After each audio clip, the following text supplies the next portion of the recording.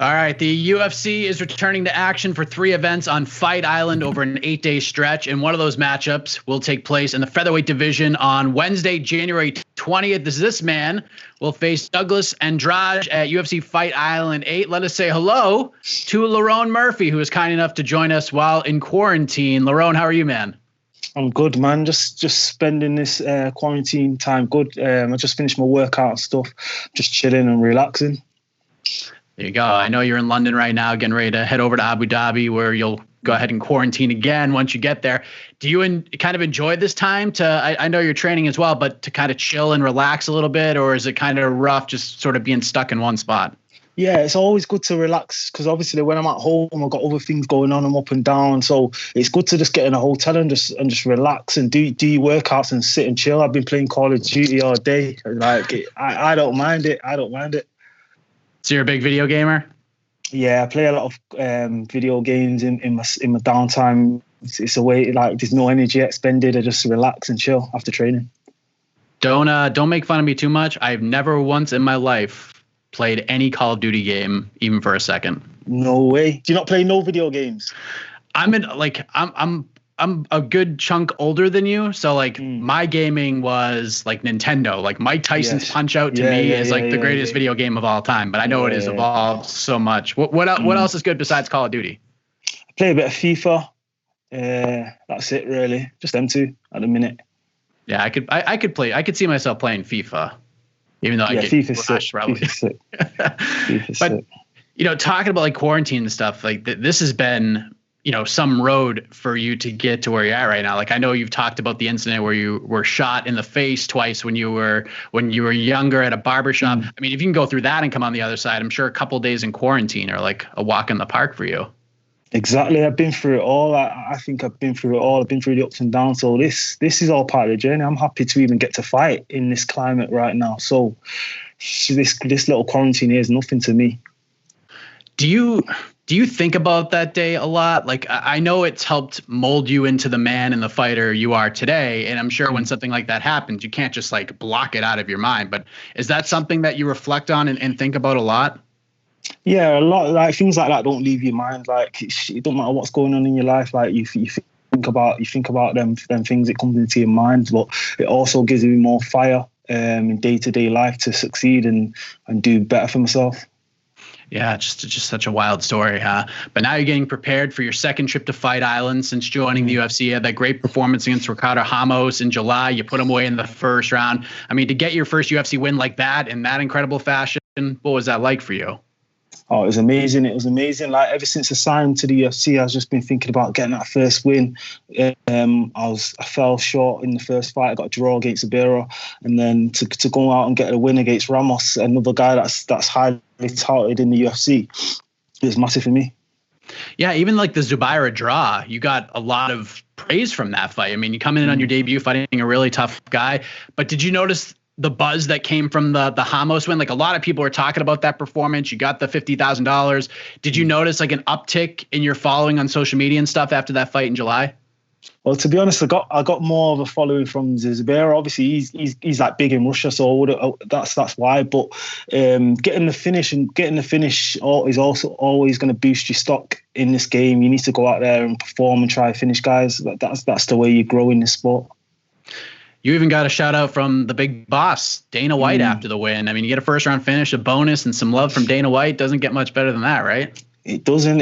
Obviously, when the big man's watching your fights and he knows who you are, it's always a good thing. I just want to get onto like the level of people like Kevin Holland and Hamzat Chimaev that got the real buzz. That's what I'm aiming for, that real buzz. So for me, the way to get that is to fight more often. That's it.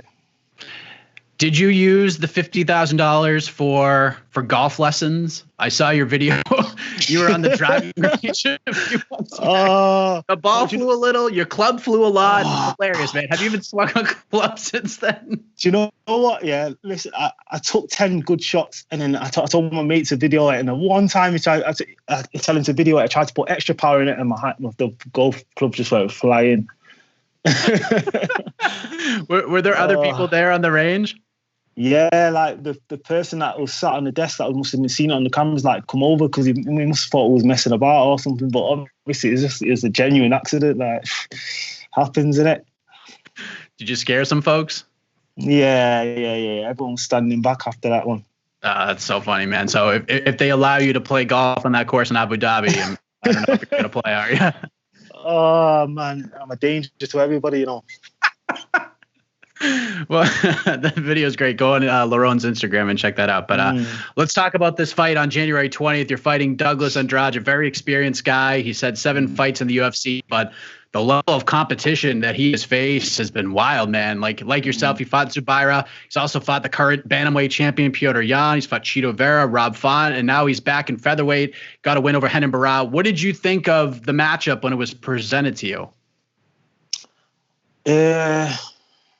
I know it's a tough fight. I know it's a tough fight. He's skilled. He's experienced. I know it's a tough fight, but I've already been offered 2 tough fights before that, and do you know what I'm saying? I've been in there with 2 very high level guys before that. So for me, it just comes with the UFC. You're gonna fight these guys, but from watching him, I've seen that he stands up a lot, and he's a Muay Thai. So I feel like that falls into my game a lot. Did you think you maybe get, and this is no disrespect to Douglas, but I mean, coming off that win against a guy like Ricardo Ramos, I thought you were probably going to get a bigger name, like someone closer to like the top 20, top 25. And Douglas is no slouch, so I'm not saying that. But did you expect maybe a bigger name than Douglas? Not really, because in my eyes, he's a big name. Like he's been ranked. Do you get what I'm saying? He's been ranked. So for me, it's a big fight. Like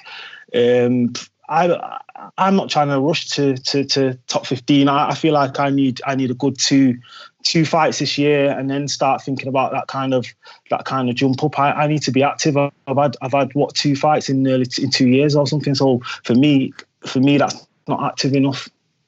Do you think styles wise this can be like kind of a showcase for you to build upon the momentum of the fight in July?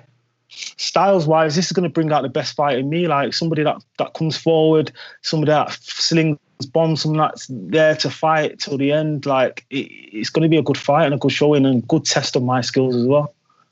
So when Dana White breaks down this card and does the "if you don't know, now you know" video, like you're going to be featured in this thing, right? Like I know you talked about it after your last win. Like there's no way this fight can't be in that video, right?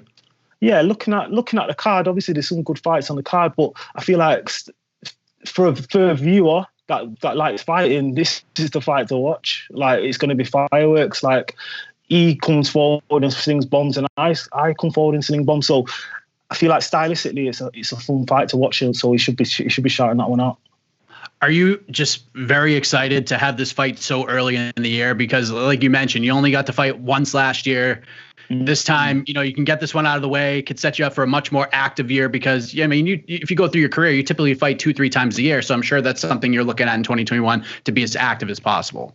Yeah, most certainly. And fighting in January gives me the best chance of doing that. I want to get 4 fights in the perfect world. I want to get 4 fights in, and we've been working with guys that are going to try and keep me healthy throughout the year. Just more strength can work, more mobility stuff, and try to stay healthy and try to stay on this ladder. Get 4 fights in, that'll be perfect for me.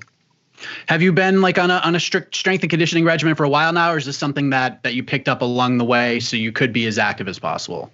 Yeah, it's something I picked up on the way. I've been picking up like small, stupid little injuries here and there that I shouldn't really be getting if I was doing things properly. So I'm kind of trying to take I am professional, I train all the time, but I'm trying to take the more scientific way and build my body. So these little niggles are harder to come by. Obviously they're gonna come out now because we're in a high intensity sport and we're training hard and things happen, but we want to try and minimize the risk factor. Do you feel differently at this point heading into a fight than you did for the July fight because of all of that? Yeah, 100%. I've gone into my first 2 UFC fights with pretty significant injuries, and this time I feel healthy. So we'll see, innit? But you know how the game goes. Like you just don't. It don't matter, innit? It don't matter. What's gonna happen is gonna happen. Simple. Yeah, you don't feel it when you're in the cage anyway. Exactly. So how do we surpass what you did in July? I mean, that was damn impressive. How does this one play out? What can we expect from you on January 20th? Oh,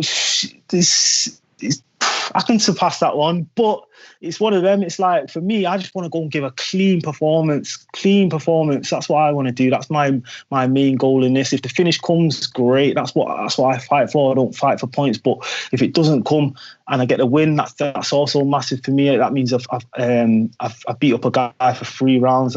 That's high level. So that's a lot of experience for me. But obviously, I'm going to be fighting for the finish.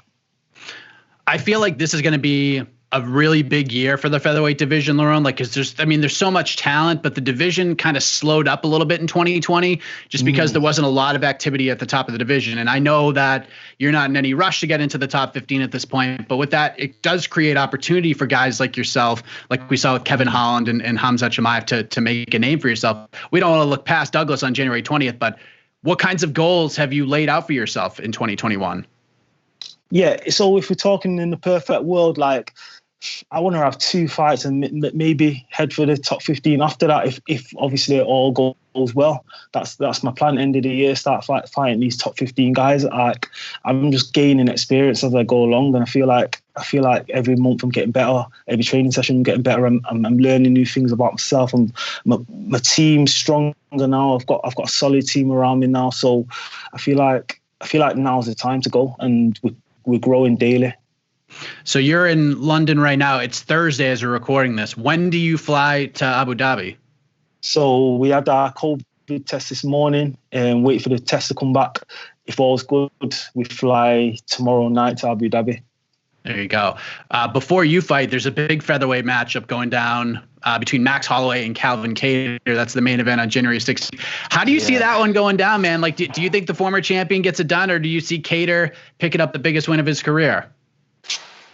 Well, if Kattar wins this fight, it's definitely a title shot for him. Well, in my eyes anyway, but it's a tough fight for them both. I feel like stylistically, it's a great fight for the fans and the neutrals, and I'm neutral in this one. I'm a fan. I won't say I'm a fan of them both, but I like both of the styles. I think that they're both exciting to watch, and they're both great fighters. So I'm just going to be watching as a neutral, and whoever wins. May the best man win. I think this fight is flying under the radar so much. I mean, you got Conor and Poirier. I get that, but I feel like this one just is so good. It's so good. I feel like this is a better fight. This is a better fight. It's talking main events on this island. That's the one to watch. Yeah. So you think from like a competitive standpoint, this is more competitive than Conor and Dustin? Yes. I feel like this is like the biggest 50-50 fight. Main event, like it's real 50-50, and it depends what Holloway shows up really. And I feel like if the best Holloway shows up, then we're in for a banger of a fight. I can't wait to see how the first round plays out, because typically they're both slow starters. Like Max looked great in the first round of the second Volkanovski fight, but typically like they start slow and then they come on as it goes. I wonder how this first round's gonna go. I feel like both of them have lost close fights also, so I feel like they're going to push the pace from the get-go. I feel like they're going to somebody's going to try to take control in the first, win that first round, get that under the belt, and then because it's going to be so close, you can't have no rounds off at that level. You need to be going through it from the get-go, and I feel like Max Holloway is going to try to push the pace early. Is there like a dream matchup that you have in mind right now? Like, is there someone in the top 15 that you're like, you know what? Like, I'm not there yet, but at some point in my career, like, I have to fight this guy. I wouldn't say anybody in particular, but the title fight is what whoever's got the title for me. For me, it's just about, I'm just trying to provide for my family and get to the title. That's all I'm about. I don't care who I'm fighting or what. No, I've got no vendettas against nobody. I just want to provide for my family and get that title. That's me. So whoever's got the title at that time and whoever's in my way, I'll fight. Yeah, it's business, right? It's not personal. It's business. Yeah, of course. Got to take care of the loved ones. But saying that, I would like to fight somebody that's a legend and I've been watching growing up. That'd be nice, like to see people, because I've been watching the UFC before I even trained. So like I've asked to get to fight somebody that I've been watching growing up. That'd be massive for me. Like who would stick out? You smart. You smart. I listen. I'd say somebody like maybe Cub Swanson or some. I've been watching these guys for years. Like these guys are legends, and for me I'm not calling them out, but I wouldn't. No. I wouldn't start saying names of people that I think have over the hill and past it. Cub Swanson looked great in his last fight, so even like Ricardo Ramos, like people like that. But I think he's retired now. But these guys still look good, and it'd be good to test myself against these people. Yeah, I spoke to Cub like after that fight, and the mindset that he has right now, just going through the ups and downs, losing 4 fights in a row, and seeing and hearing where he's at right now. It's amazing, man. It's amazing how your mind just kind of molds you, even in a physical sense. Like he was just a completely different guy than the last time we saw him. Yeah, it's true, man. Like the mind is it's a crazy thing, isn't it? Like look at fighters like Masvidal. I won't say it was an average fighter, but it was getting average results, and then he changed his mindset and look where he is now. He's one of the biggest fighters in the world. So it's all about mindset and just getting that right mindset for you. And to learn that this early in your career, I mean, you've obviously learned that. You've gone through a lot, so your mind is as strong as a lot of these guys in the organization. But to have that. Have those things in mind now compared to like the Masvidals and the Swansons, that's got to be like a huge advantage for you, right? I'm just watching these. I'm just looking at the blueprint of these guys. Obviously, I've been in the sport a short time, so I'm just looking at how these top guys are doing it and trying to build my own blueprint off that. There you go. The Lerone Murphy autobiography is going to add a new chapter on January 20th. Looking forward to seeing you back in there, man. You had a great performance in July. I appreciate the time very much. Happy quarantining, safe travels, and all the best to you in the fight, man. Yeah. Thank you.